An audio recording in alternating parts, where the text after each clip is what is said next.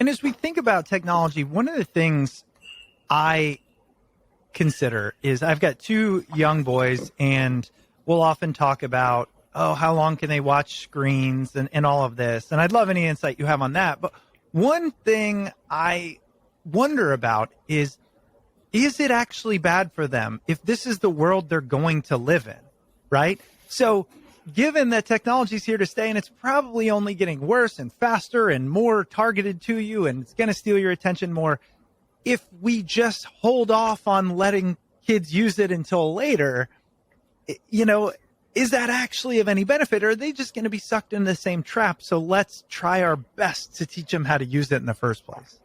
So I believe that we should try to constrain kids' use of technology as much as we can until they get older. And here's why. So we have a part of our brain that's called executive function. And this is a part of the brain that helps deal with decision-making, prioritizing information, self-regulation. It's called the CEO of the mind, right? It's a very important part of the brain. And in young kids, it's still maturing. It's not well developed yet. And when kids are exposed to the internet, and for that matter, even fast-paced television and videos, it seems to have an impact on their executive function. So there's a study, really interesting study, where they had young kids exposed to fast-paced videos. So they watched these fast-paced videos where the scene shots changed very, very rapidly. There was another set of kids who did a different task, who did drawing. Mm-hmm. Okay. And then after both of these conditions, the young children were given a task, like a test that they had to perform. And the kids who were exposed to the fast-paced videos performed worse on these tests, right? So this does demonstrate causality. It shows that it had an effect on their ability to pay attention. The kids who were in the drawing condition performed much better. Mm. Now, this is testing them right afterwards, right? We're not completely sure of what long-term effects are. Right. But, I argue that if kids are continually exposed to the internet, to, fast-paced videos, it's going to have an impact on their learning ability to be able to focus and pay attention. And does it all come down to habituation? Is it just what we get used to?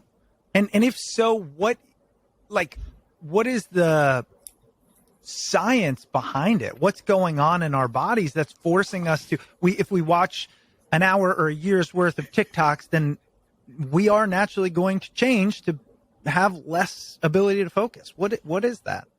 Yeah, habituation does have a lot to do with it. We get used to getting rewards, and TikTok is a really good example. The videos, most of the videos are short, like about 15 seconds.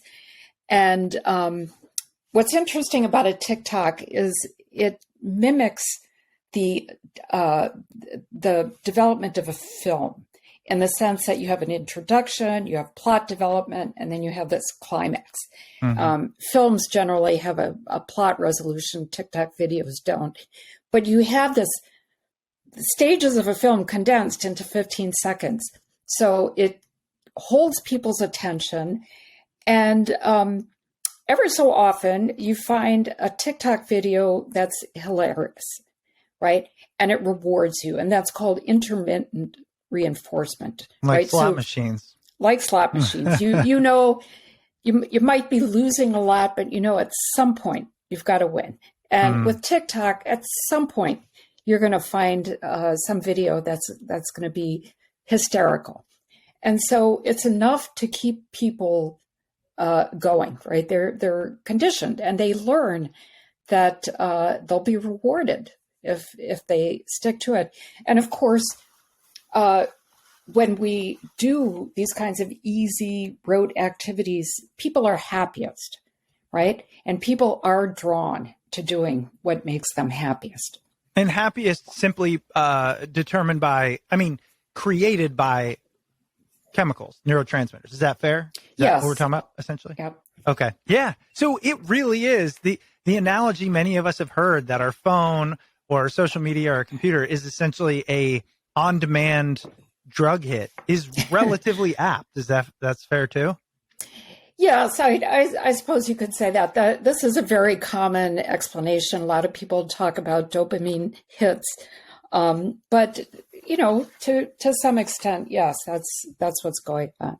Well, to your point, a lot of people hear it. I am very hesitant when something becomes super mainstream and clipped down. Like, we like social media because it impacts our neurotransmitters, therefore it's a drug hit. To me, I always go, there's a little nuance there. And that's why I wanted to ask you. And I'm sure there is, but ultimately you're saying there's a lot of truth to that, which is scary. There's some truth to that. Okay. I do think it needs to be explored a lot more.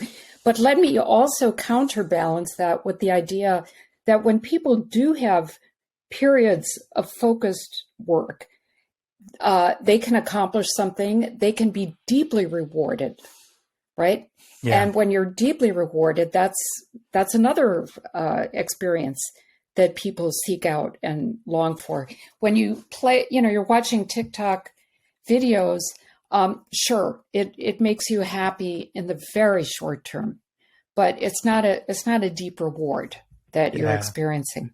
Yeah, I think, at least my experience, I can often feel while watching it this kind of unease below the surface. Like, yeah, this is enjoyable, but also shallow to an extent. And it's like I want to get off, but I don't.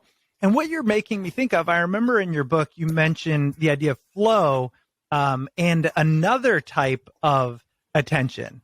And I would love to hear your how you discern, I believe it was kinetic attention, how you discern the two and your recommendation for utilizing kinetic attention.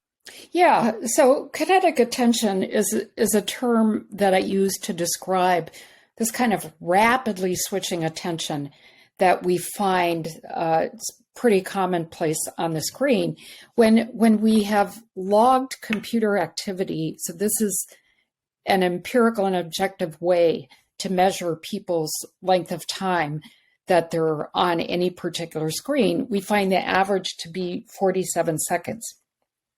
And we've measured this over the years. Other people's studies have confirmed this as well. And so, 47 seconds is pretty short. Yeah.